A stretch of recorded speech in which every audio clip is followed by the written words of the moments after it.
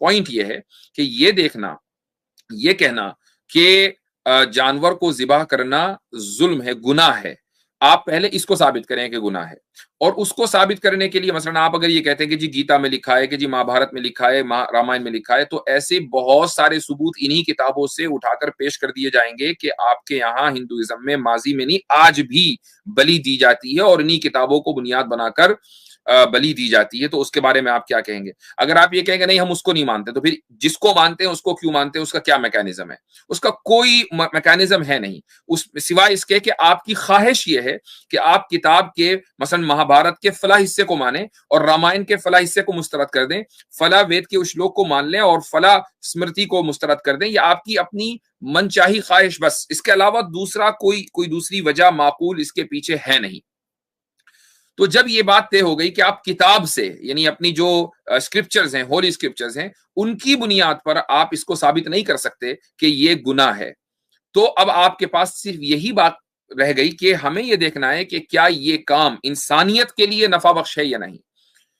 گناہ کا جو کام ہوتا ہے یعنی جس چیز میں خدا کے خلاف بغاوت ہے، وہ انسانیت کے لیے کبھی بھی نفع بخش نہیں ہو سکتا.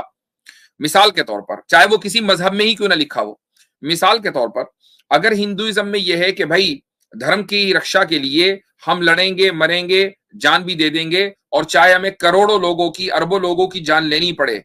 لیکن دھرم کی رکشا کریں گے. چلیے ہم نے تھوڑی دیر کے لیے ہم نے اس اصول کو مان لیا، لیکن کیا اس میں تمام انسانیت کا نفع ہے؟ نہیں. بہت جو لاکھوں کروڑوں اربوں لوگ آپ نے مہابھارت میں نمٹائے ہیں ان کا تو کوئی نفع نہیں ہوا، وہ تو نقصان میں تھے. لیکن اگر کوئی آدمی کھانے کے لیے، فوڈ کنزمپشن کے لیے مچھلی کا شکار کرتا ہے، یا مثلا وہ کسی جانور کو ذبح کرتا ہے، وہ بھینس کو کھاتا ہے، بکرا کھاتا ہے، گائے کھاتا ہے، واٹ ایور، تو اس میں کسی انسان کا نقصان نہیں ہے،